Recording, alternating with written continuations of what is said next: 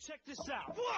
In life, you got your wannabes, you got your gonna-bees, and you got your has-beens. Then you got your hustlers and hardcore. My palm blown out by the time. All line is on intertwined, prisons and lines. On air time when it's flex time. I'm strong for old time. Brothers and legends and their own minds. We spit everything twice. That you make 2 times. Respect my eyes. Face the music, close knit, click. With purpose, monuments, and active activists with breakfast and a blacklist. Warriors on the warpath with blueprint. On the war horse, see the war crowd, see the war dance. It's war time, hit the war day.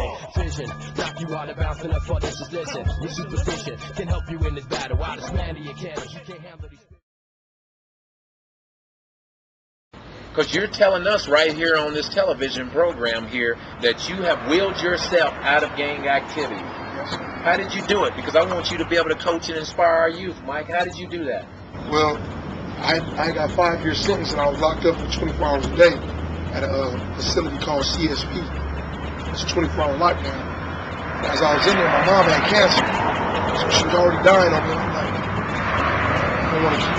I already went to juvenile and into adult facilities for gang. So I already seen if I kept going, what was going to happen. Some more jail or death. So I changed my thinking and came out here, got me a job, taking care of my kids. I see some of my old homies, you know what I'm saying? A lot of us get along and some of us don't, because some of them don't want to change. You know what I'm saying? And some of them want to still be in the streets, but I consider weak.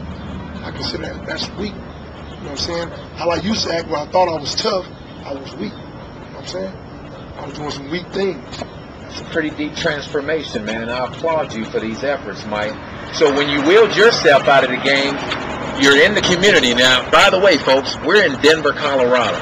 And as you can see from the film crew here, we brought it right down to the hood, in the heart of inner city Denver, because we want to let you know that this is very, very real. Mike's not no actor.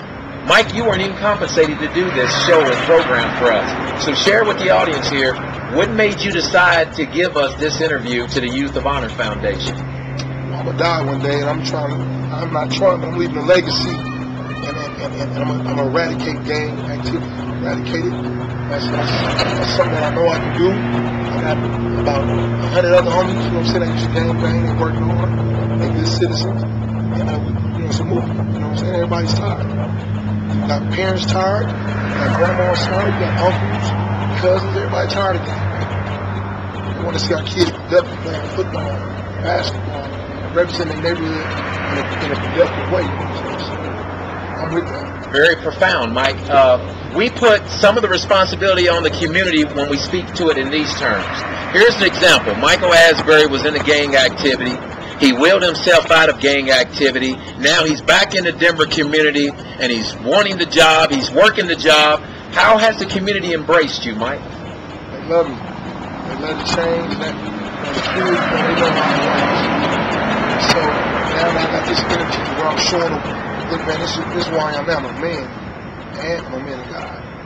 So I'm always being watched by God and by the feds, but I'm not worried about that. Yeah, but that's okay, and I appreciate you keeping it real.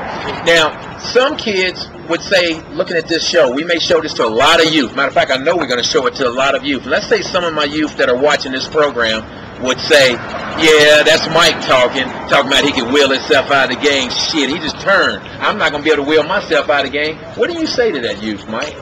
Well, right there, he already lost that attitude. Because you sit with me, we still get to kick it, we can go to bars, clubs, or whatever. So our activity is to be having fun, talking to females. But if something that negative that was going to jump off the club, instead of pushing it or making it bigger or escalating the situation, you see what it's about, leave, and then try to deal with it, find out what's going on, and then hit that situation the next day. If me personally, I do it the same night. To talk to the kids or whoever's getting ready to fight or kill each other. This person coming from a person that's been in the holes, in the 24-hour lockdown, in the cell life. When the officers is telling you to cut your light off at 9 o'clock at night. So that's why I'm coming so real, and I'm putting the penitentiary all the consequences in their face. So give them something to think about, because these kids are dead. Mike, I'd like to thank you on behalf of the Youth of Honor Foundation for you blessing us with this interview. And before we exit tonight's program, I want you to look in the camera and tell the youth that are out here watching, from your heart, Mike, what's the best advice you could give to today's youth that is A, considering joining the game, or B, already trapped in the cycle, but they want out and they want to make a change? Well, if you're not in the game and you see some of your other friends driving lowriders or 22s and 26 rims and all that, and you know it's criminal, just what you need to do is understand this world is older than you. It's older than 17, 19, 20 years old, however you are.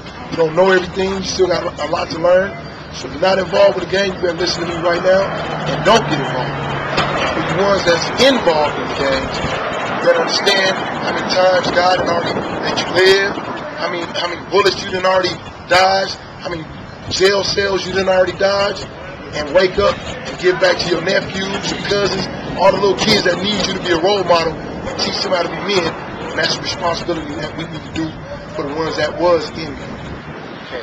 Well, you heard it right there, live from Denver. I applaud Mike's efforts. I hope that this message here can be an inspiration source to youth all around the country. You've got to find something else to do, but it starts with a love of yourself, and you got to believe within yourself that you deserve more in life than that, and you can be more in life than that. And if you ever for a minute feel like that you don't have help in your home, we're just an email away. We're youthofhonor.org. That's www.youthofhonor.org. On behalf of the Youth of Honor Foundation, Michael Asberry, thank you. God bless you, my brother, and we appreciate your time. Thank you, brother.